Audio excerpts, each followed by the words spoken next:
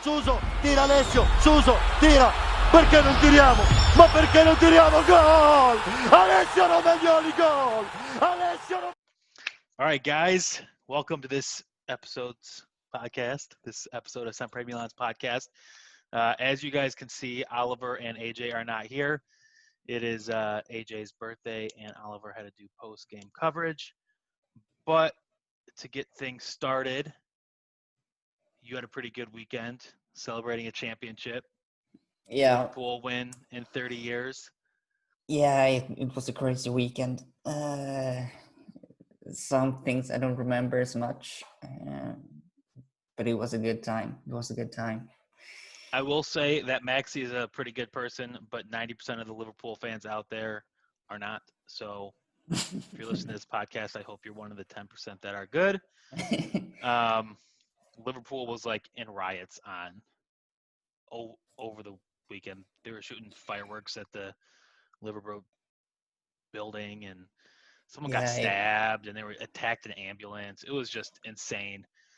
Yeah, and some people were burning a building because it was blue lights, like everything. Yeah, so that is the owner. Everton's owner owns that building. It's like a famous building in Liverpool that has the liver bird on top.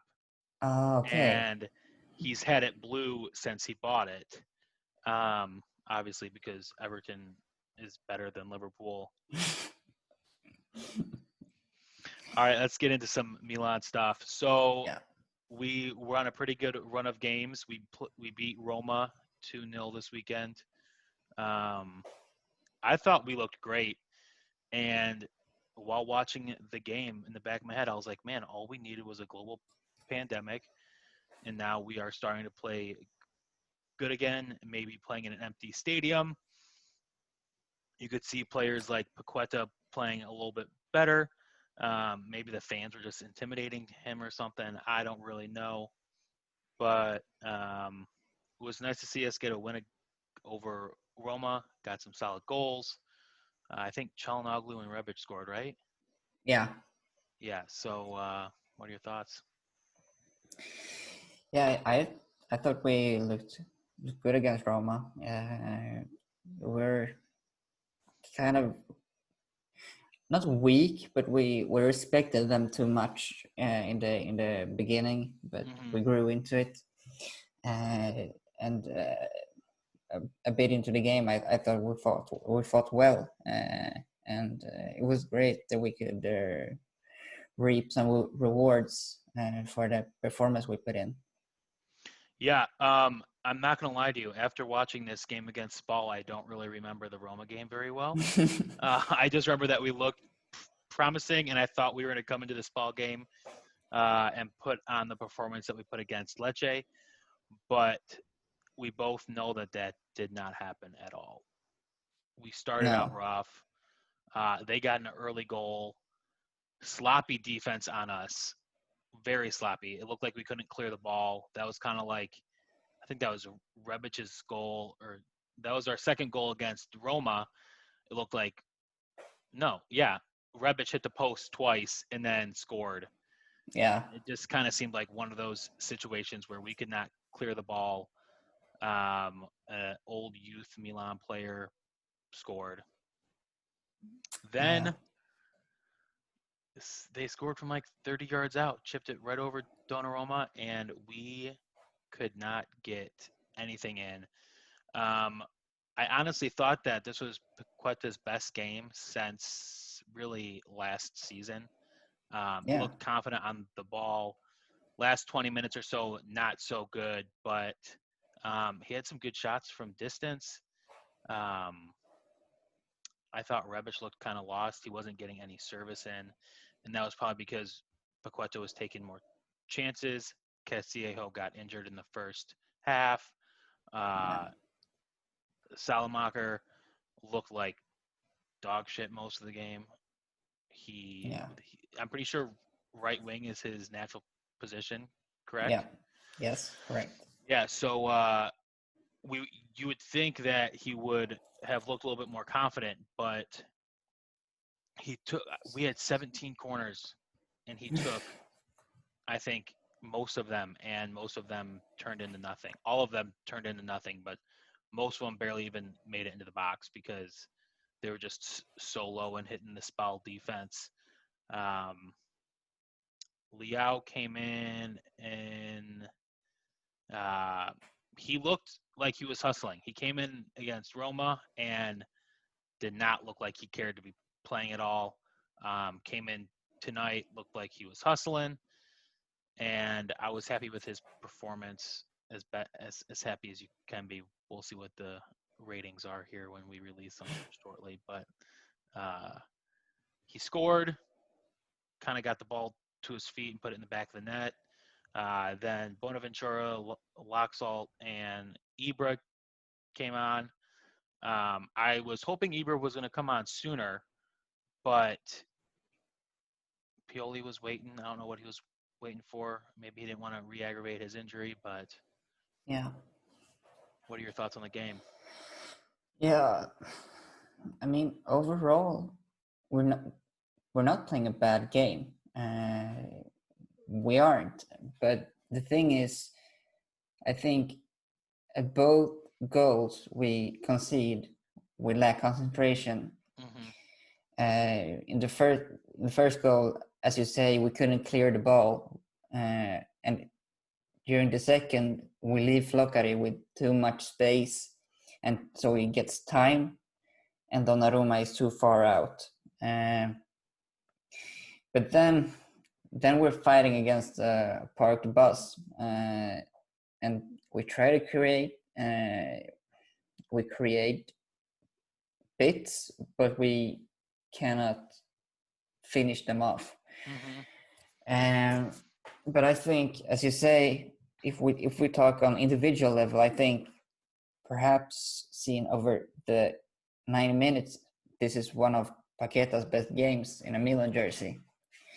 Absolutely.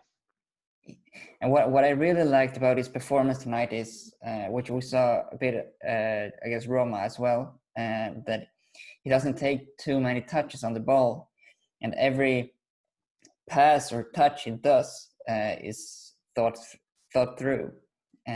So that's a big improvement on his side, and he looked great at transitioning the midfield to the attacks. He created, and as you say, he had some really good long shots, one that almost scored.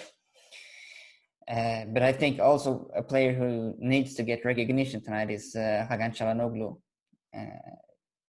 He was amazing.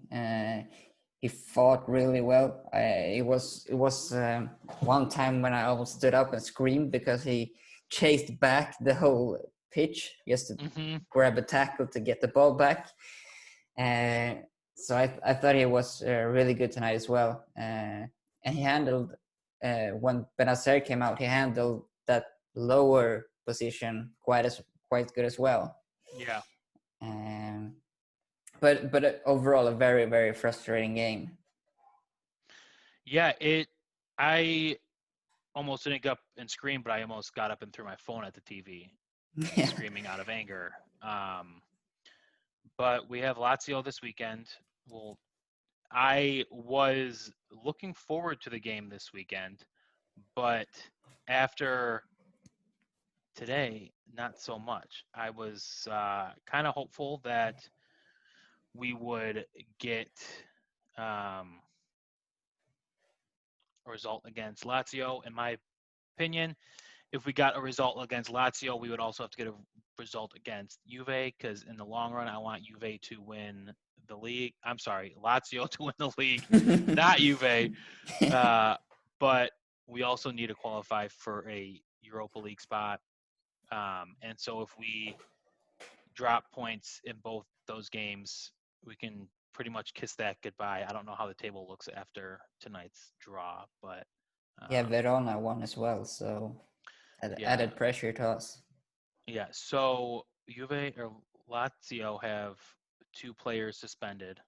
Yeah, right? Both Immobile and Caicedo are suspended. So that's good for us. They also have a few injuries, so hopefully we can get away with a win here. Yeah. I don't know. Is it home or away? That I'm not sure of. I'm looking at an app right now, and it does not say. But I feel like we played against them good recently.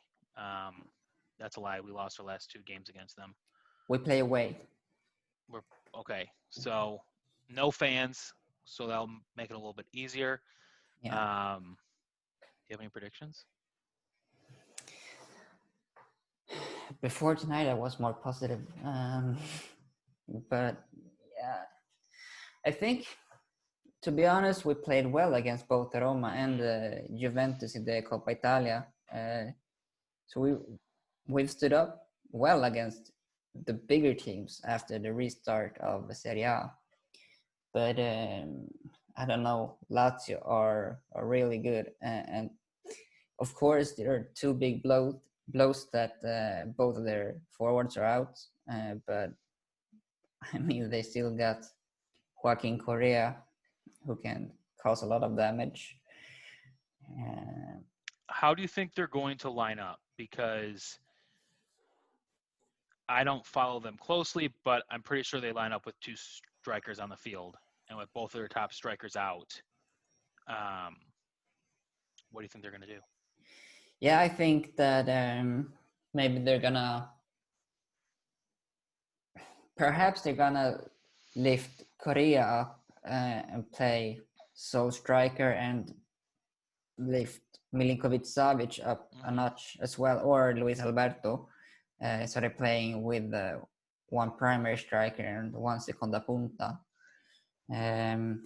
So I think Simone Inzaghi is going to solve the problem, something like that. But it's hard, because how often have they not had both of their strikers? Right. But if you think about it as well, it's the current capocannoniere who isn't playing for Lazio, so that's really good for us. But as a long-term Milan fan, it's hard to stay positive ahead of games like this. It's been a long 10 years. Yeah. How do you think we line up? I would like to think that Ibra will play from start.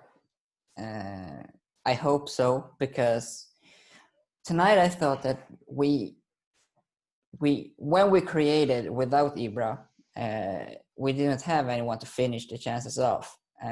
We need a striker. Rebic has been good playing as a striker, but he's not as clinical as Ibra, and he's not as strong of a presence in the box as Ibra. So I would hope that we play Rebic on the wing and Ibra up top, and then I don't know. I hope that Salamakers doesn't start. Let's hope Castillejo is fully fit. But maybe, we put Leao out on the wing, or put Paqueta out there and put Çalhanoğlu in the middle. Yeah. And have Bonaventura start at the start, Yeah. But it will be a rough one. Yeah. I think as long as Ibra starts, we can possibly get a result, because you could tell even this evening when he came on the field, it was just an instant change in mentality with the team, Yeah, and I think that's something Milan has to improve to next season, that they have to get more leadership and experience on the pitch, because it was quite evident tonight that we were very immature. When things didn't go our way, we fell into SPAL's traps to give them free kicks, Right. so they could waste time, and that was very evident, because they were inexperienced and let their temper get the best of them. So yeah, Ibra was very important to get on the pitch to quite change the mentality and put more pressure, good pressure on the team. I agree. We'll see what happens. They play on Yeah. Saturday, so I like these weekend games more than midweek because they start at the end of my work day, and the only thing I need for a distraction is a Milan game to watch. But some takeover news. Apparently, Arnault and Gordon Singer will be meeting in the London offices to talk about the takeover. Elliott are not moving an inch on their evaluation. They want $1 billion for the team, an obscene amount of money to think about. I couldn't even Yeah. imagine having that much money. But Arnault is interested because of the media power in the stadium. So, being a fashion icon, Milan's one of the fashion cities of the world. You can only imagine naming rights to the stadium, Yeah. just having his logos everywhere. What do you think? Do you think that it's going to happen? Have you been following along closely? Yeah, I've been following it quite closely, and it's so much speculation. So I've come to a conclusion that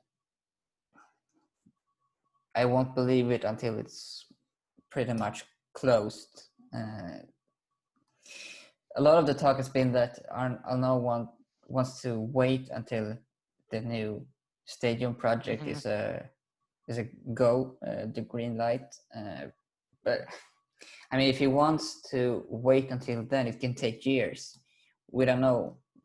The city of Milan has a way of postponing things. Right. There's also another report that he wants to bring Allegri back as manager. So Yeah. all this Ragnick stuff, and then now in the news, he wants to bring Allegri back. Do you think it's going to deter Ragnick from coming, or do you think that he's going to maybe coach season 1 and then take over just a technical director role? Because that's kind of what he's doing right now with the entire Red Bull organization. Yeah. Well, I love Allegri. He's a great manager, and I would gladly have him back. But as of now, I really want Rangnick because I believe in his project, and I think it's exactly what Milan needs. We've had a lot of different managers over the years, but more or less they've modified each other's philosophies in the squad. What Rangnick will do is he will come in and he will start a revolution, and it's a revolution that Milan needs. And if we look at it from the owner's perspective, he's exactly what they need. He's a manager who signed young players on the brink of breaking through, and he has the ability to help them break through. He's great at developing players. So I really hope we will get Ralf Rangnick because I think it's exactly what Milan needs right now. Yeah, I feel like he will help bring a turning point into the club. I think as a backroom staff and technical director and recruiting players, he'll be huge.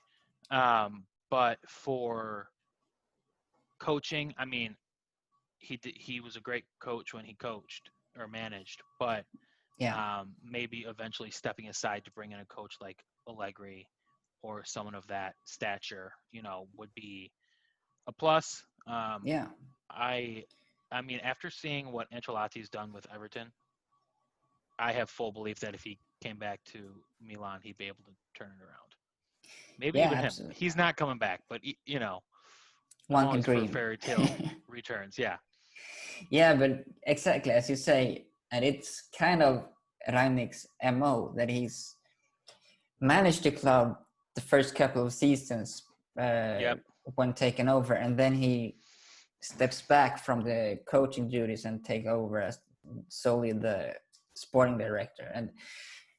And I would gladly take that at Milan because if you look at the coaches, he's identified Julian Nagelsmann, Ralf Hasenhüttl. These are not bad managers, and they've not been big names when he's appointed them. So whether it's Allegri or someone else coming in, I have faith in it. But the thing is, if Rangnick comes in, Milan has to do the same thing like Liverpool did with Klopp.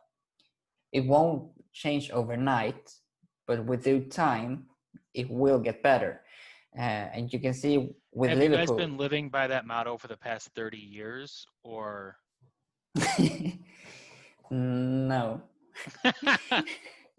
No, but the thing is, when you get a manager or sporting director of that magnitude, you have to give him time, because yeah, for sure, a project like that doesn't happen overnight, and it won't get better right away. But I think with the time it will.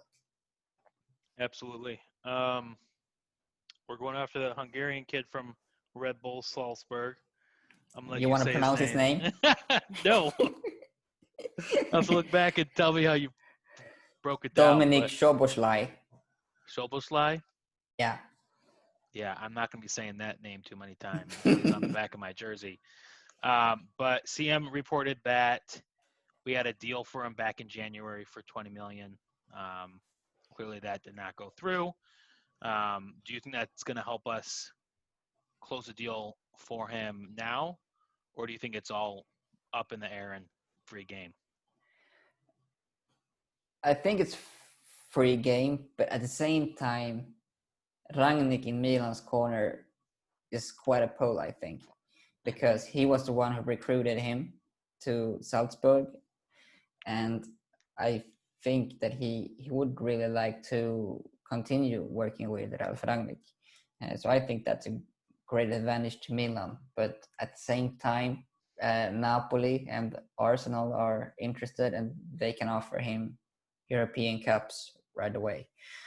So it's a hard one to judge, but I really hope that we will get him, because I think he can do great things at Milan. Yeah, I hope that we get him for two reasons. I'm Hungarian, and I would love to have a Hungarian on the team. Two, I think he's a great player. He's a great midfielder. And I think if we can get him for the right price, you know, a lot of times when you chase after the stars in Serie A, the teams will just pump up the price, you know. But Red Bull is just producing these talents and just selling them that. Yeah. I mean, they could charge way more, but they don't seem to be. And I think that Rangnick found him in the first place. And if he could continue to move around with that coach and technical director, I would like to think that he would. Yeah. So yeah, we'll see what happens with that one. Yeah. On Oliver's thing, he said Pagani stuff, in quotes, good for Maxi. Yeah. So a reporter for La Repubblica wrote an article today explaining how Milan's hierarchy, I don't know how to say it, how the Milan management works. So Oliver wanted me to go through it with you guys, the listeners. Let's do it. So it all begins with Masara. Like this. It all begins with Moncada and Henrik Almstad, who is reported to be Gazzidi's right hand or deputy, closest man. Moncada identifies potential transfers. He then hands them over to Almstad, who will use algorithms and all kind of data to see, do they fit Milan? If they do, he compiles them and he sends them to the manager, who goes through and see which player fits his philosophy the best. after that, Maldini and Massara takes over. Massara handles all the work with the agents, and to a degree, the negotiations with the clubs as well. If a player is a bit unsure, Milan sends in the big guns in Paolo Maldini to convince them. And that can be seen, for example, with Theo Hernandez.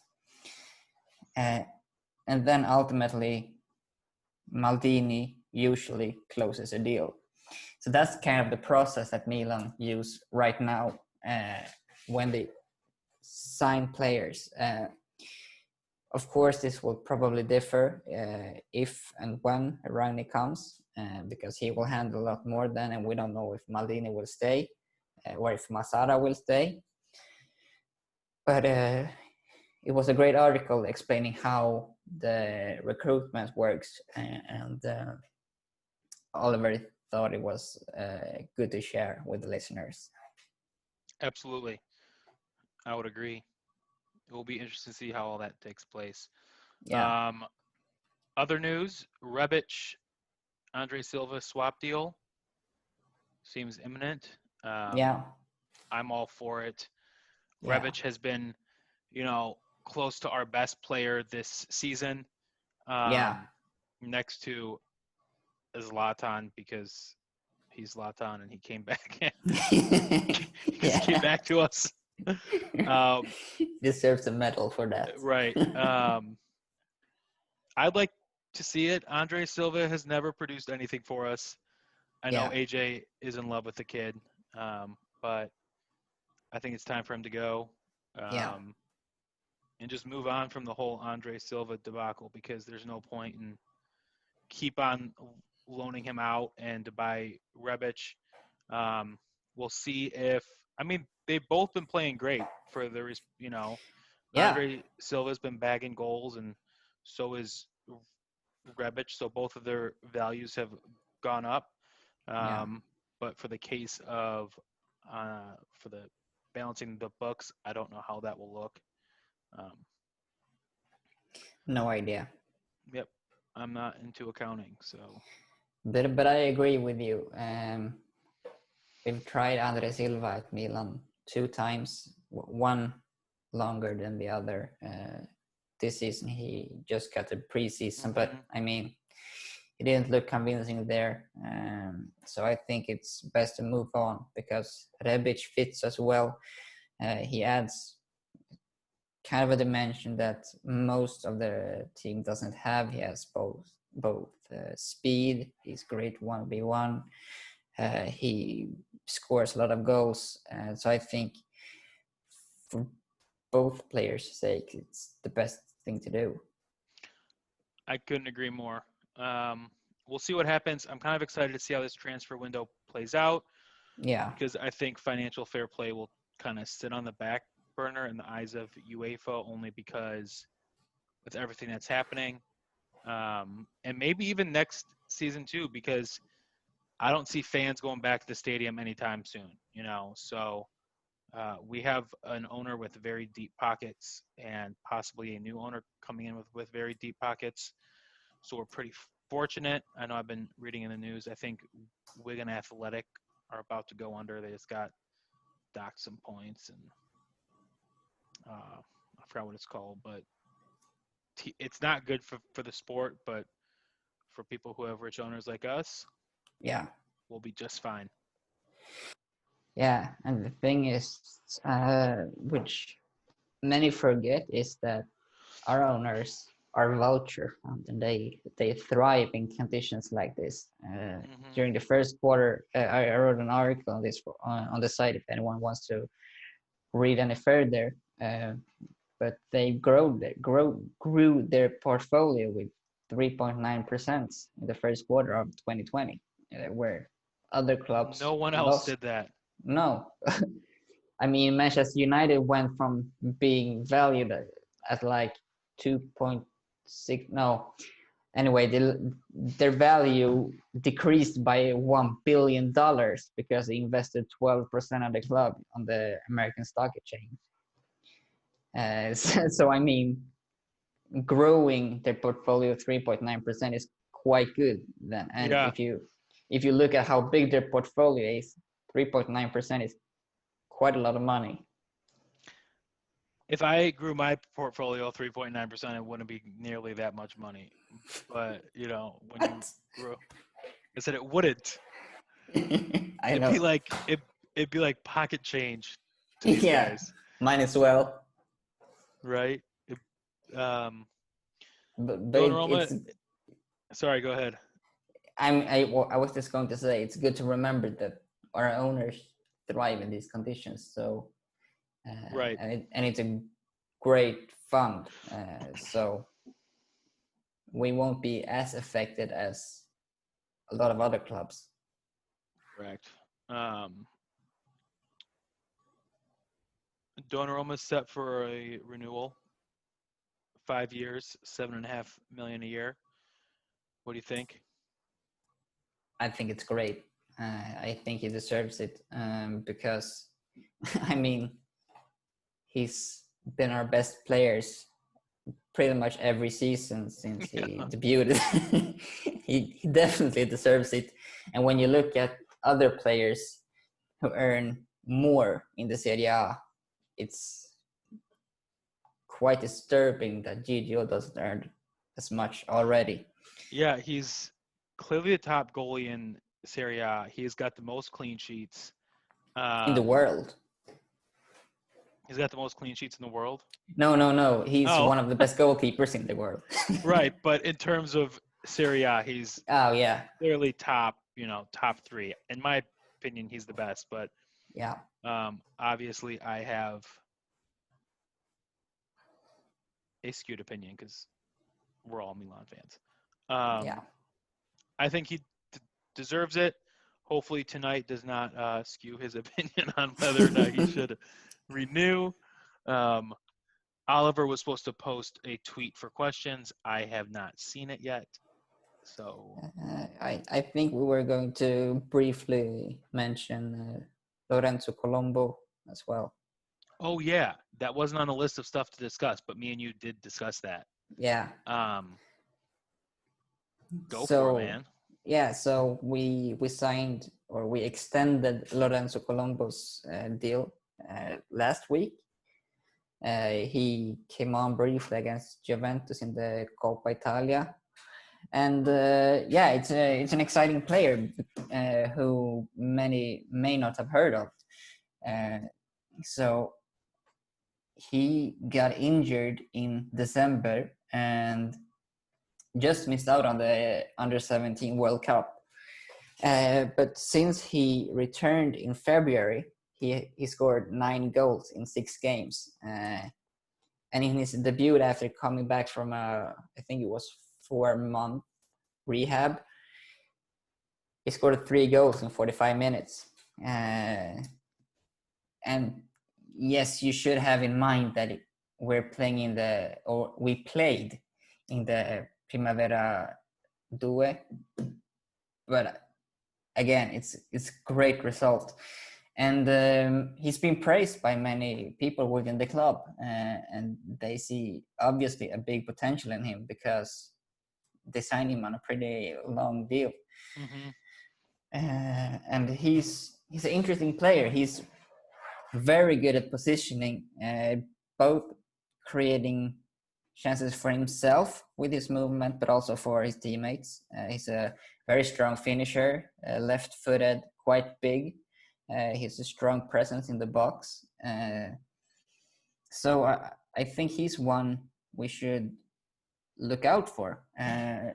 Obviously, we discussed Daniel Maldini, Marco Brescianini, and many more, Luan Capani, but Lorenzo Colombo might be a dark horse, I think. Yeah, I don't know much about the kid. I just know whatever you tell me. You are the, Primavera guy.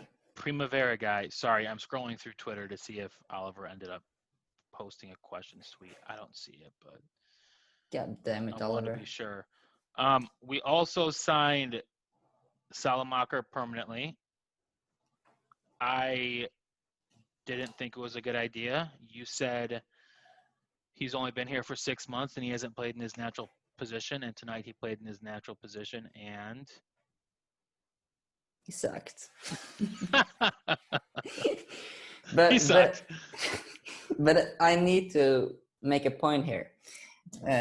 You see, I didn't think he sucked completely. There were moments where when he wasn't touching the ball. Shut up, Maddie. No, he actually delivered some really good crosses, and he played smart passes to get behind the lines and stuff like that. Obviously, it was a really poor game by him, but I think we should have some patience with him, because obviously the club has seen something in him, and yeah, it's a pretty, as I said to you earlier, it's a pretty low risk, high reward kind of player. Mm-hmm. So give him some time. Samu Castillejo didn't impress right away, but this season has been one of our better players. So yeah, I think maybe have some patience with him, because he might turn it around. I was thinking about that. I was thinking that maybe he just had an off game, but he looked pretty horrible. Yeah. He definitely has potential to turn it around, and we'll see what happens. I mean, anything can happen. The thing I've been wondering about is, I read somewhere yesterday that Milan was going to redeem him out of respect for Anderlecht, which has me thinking, did we just buy him because we hold up our end of the bargain, or did we actually see potential in him? I've seen some potential in him, especially against Roma. But then again, that was just like 20 minutes. Mm-hmm. But, I haven't seen the kid play before he came to Milan. So I can't just judge him of what I've seen here. But there definitely are some positives in the midst of a lot of negatives. Like what? Besides the Roma game? I don't know. The thing I like about him is he's quite fast. He doesn't panic as much when he gets pressured. He's quite smart at getting in behind the opposition defense by quick 1-2s, or whether it's running to get open for a teammate. So he's not just bad. So I say patience. For $3.5 million, I think we can have patience. Yeah. That's like pocket change. It's kind of crazy how prices have done that, but yeah. But as I said, low risk, high reward. But speaking of 3 million, Simon Kjær for 3 million, that's a bargain. Yes. Simple as that. So we do have some questions, and I don't know who they're from, but we have some. Bring him on.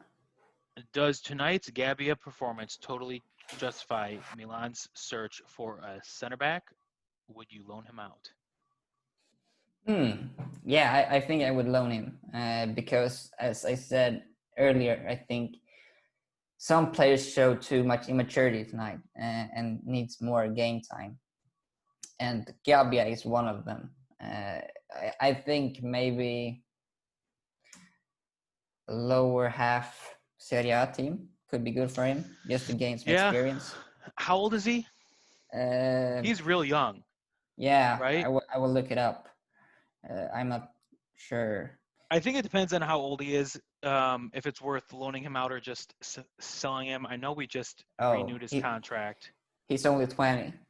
Yeah, so it would definitely be worth loaning him out or even having him as a bench player and Yeah, playing some Primavera games.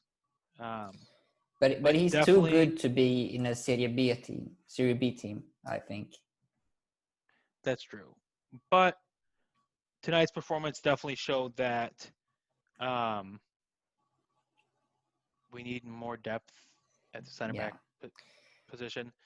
K- Kajar, or however the hell you say his name, um, was he injured or Yeah. was he here? Uh, I don't know actually. He went off injured against, was it Lecce or Roma? Roma. Yeah. So I haven't followed that quite closely, but uh, I don't know. I hope he will be back soon because he's a really solid defender, and getting him for 3 million euros is a great deal.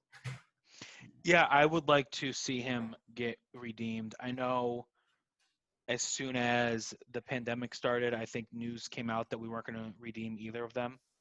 Yeah. But we've so far redeemed the lesser of the two. So hopefully we redeem the greater of the two. We have made mistakes in the past, but But speaking of loaning players, I think that it would might be a good idea to loan Leo Duarte back to Brazil. He's he's been injured so much in Milan, and he needs. I think he needs to restart in a familiar scenery and maybe just get a great run of games. yeah, And he I think was pretty decent, right? When he yeah, played, like he was showing some promise. I think so. That's why I think it's important to get him going again. And I've thought about it, and I think the best place to do so is in Brazil. Hmm Is Paqueta redeeming himself, or is he just making the most out of a bad situation? I guess that those both mean the same thing. Uh, I think that he's been through a lot since arriving at Milan. If I'm not mistaken, he had some mental problems or Yeah. stuff like that. He had a very hard time accustoming himself to Italy, to the Italian culture and Serie A. And I think I mean, it's just 2 games and one was just 20 minutes. But in the last 2 games, I think he's really shown improvement. Yep. And that's great news for Milan because we know that he's a world-class talent. If he, Is performing. yeah, exactly. So hopefully he is doing that now. He seems, you can just judge by social media and stuff like that. But he seems to living his best life now, becoming a father, having found a great place to live in Milano. So I hope that can affect his performances on the pitch. Do you think he is trying harder so he can get a move away from Milan? No, honestly, I don't think so. I think if he wanted to move away, he would have pushed harder for it in January Okay. because he had a lot of suitors then. And it would be a big risk to take if he waited until this summer. Maybe he didn't perform as much, and Milan wouldn't budge on a price tag. Say something like that. So I think he's really trying to make improvements and taking a place in the starting lineup. So I'm gonna believe in that. What about you? I think that I want to think that he wants to stay at AC Milan because I like him and I like the Brazilian center attacking mid style. I like that creative flair that Yoga Bonita, that whole Ronaldinho type. Um, but I think that he's starting to redeem himself. When you try, you got to score goals, you got to get assists, you have to do all that stuff. Yeah, Today he took a lot of shots, and he had some wicked shots on net, but a lot of them seemed like he probably could have played the pass better. But you can even tell that when he's dribbling the ball, he's dribbling with more confidence.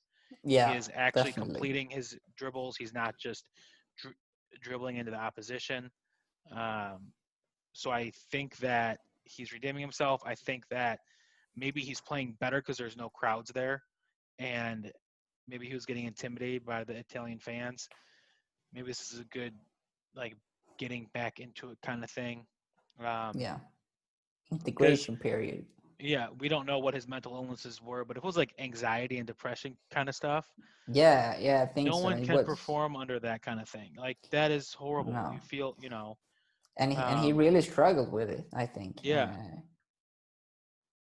I don't know exactly what it was, but I remember reading about it, and he didn't feel well at all yeah. at a long period of time. Yeah, I mean, he didn't make the starting squad for a long time. He didn't even make the bench, Yeah, so yeah. would you rather have Arnault, Allegri, big spend, fast success, ideally, or would you rather have Elliott management? This is a new question. Elliott management and Rangnick, and implement a system that will grow into success. For me, the answer is quite simple. I would prefer Elliott management and Ralph Rangnick, because Rangnick will implement a culture, a vision, and a system at the club. He will completely change the club for the better. Allegri is a great manager. He would definitely make a great impact, but I think when the results, or if the results are turning, and if he would get sacked, we're square one. Whereas with Rangnick, he can maybe step away to just be the sporting director and let someone else handle the team. So I think the safer alternative is the second one, because it would be more sustainable. I do agree with you. I would rather implement a system that's going to be here long term, but I have two problems with that. The first one is Gazidis. He is in it to make money, and if you know anything about football teams, football teams are not supposed to make money. They're just no. People think that they're supposed to make money, but 90% of the time, football teams are breaking even. Real Madrid is not making money. They are, they owe so much money to the banks. And if I could have Arnault with Rangnick, I take that, because Arnault is someone who wants to win. Elliott is in it as a business. And so it's kind of like a double-edged sword, where do you want to, a slow approach, but then are we going to become a selling team? Like Rangnick's done with his past teams, where he is creating these talents and then selling them off? Or are we going to be, create a powerhouse and bring Milan back to where they're supposed to be, and winning Champions Leagues and finishing the top two of Serie A? I would choose Rangnick and Elliott only because for long-term success, it makes more sense. But they're both a gamble. Nothing is for sure. But I want ownership that wants to win, and that's going to be here long-term. Yeah, and as you say, I think an ownership that truly wants to win, that's Arnault. No question about it. Mm-hmm. And one of the people I dislike the most within the world of football is Ivan Gazidis, because I don't know, he's never won anything. No, and he hasn't really shown any progress or improvements at all where he's been. So I'm kind of, I don't know. I think he resonated well with Elliott because he's a businessman. Mm-hmm. He's not your ordinary like retired footballer going for a CEO post. Right. He's really a businessman, and maybe that's what they wanted if they want to resell at a higher value. They thought we need a businessman for that. But also, I think that Elliot hasn't shown any, how do you say, they haven't shown any signs of not being ambitious. They have provided great funds for the transfer markets, and I can't remember which one of the singers it is, the younger one. I think it's Gordon. Paul. I think He Gordon's the dad. Okay, but Paul seems quite invested in Milan. He's at many games, and Yeah, he's a big soccer fan. yeah, Soccer as in because he's American. But that's what kind of gives me hope, because everyone loves it when your daddy buys you a soccer team. You know what I mean? Can't relate. Just to toy around with a little bit. But I like the fact that he is invested in it, because it shows that the family does care, you know, and this isn't just a cash grab. Business or project. Well, but you it know, is a project, but you know, I yeah. get what you mean. Yeah, and I think it would be naive to think that they aren't in to resell the club.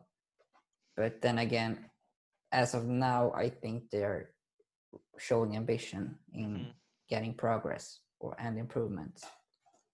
Absolutely. Okay, then we have Juve next Tuesday. Yeah. Score prediction for that. 2-1 loss. I'll take that. And I think we're going to lose in a painful way, like a shit penalty or something like that. It's like that's happened in the past. Yeah. I'm preparing mentally for it now. Just don't, so I won't lose my head when it happens. I will anyway, but it's a little better. Yeah. What do you say? I think a 2-1 loss is a very fair scoreline. Yeah. Hopefully Castello's not injured too bad. Hopefully he just misses the Lazio game, if anything. But we'll see this weekend. I think we'll get a win against Lazio and a loss against Juve. And that will probably pretty much secure Juve the win. I think so, yeah. You know, but if it gets us closer to Europe, then that's really all that I care about. Actually, yeah. Let me check what the standings are right now, because yes, the last game this evening. We care about Milan. Where if Juve winning the league means Milan getting a Europa League place, then so be it. Yeah, we are 2 points out of 6th with a game in hand. So we need to beat Lazio. Yeah. But yeah, I think that's all we have. Unless you have anything else that you want to discuss. No, thank God we got a 1 point tonight, because we're 1 point ahead of Verona right now. Yeah, that was pretty nasty. That game was gross. But we got a point. Thank God for that own goal. That guy cleared the ball off the line like twice. So it was Vicari. Yeah. I gotta feel bad for him. I know. Especially because they're in a relegation battle. Like, yeah, if that's the goal. He was so good the entire game. I know. Yeah, their defense and he rocks does out. that like the 93rd. Crazy. Life is cruel sometimes. Life is cruel. Take that as a lesson right now. Yeah, take that as a lesson, listeners. Life is cruel sometimes. Listen to Maxi, who just won the Premier League. Yeah. Life is cruel. Yeah. All right. We never signed ourselves on or off. So oh yeah. Go ahead and, for those of you who've made it this far. Yeah, if you made it this far, thank you for listening. My name is Maxi, and you can find me at Twitter at Maxi Angelo with MAAXI Angelo. Yeah, you guys can go ahead and follow me on Twitter at Madison_DT. Subscribe to us on YouTube. Follow us on Instagram. Follow us on Twitter if you don't already at SempreMilan. Actually, Yep. I don't know our Twitter. Okay. It is. Okay, I know it's kind of weird, but yeah, you guys can listen. Hope to us Ole on doesn't Spotify. listen this far. Oh, he's gonna listen and he's gonna pick us apart. He's like, "You don't know our Twitter handle?" No, I don't know our Twitter handle. You're Oh, I fired. know it. Yeah. Both of you. I have my Wednesdays back. All right.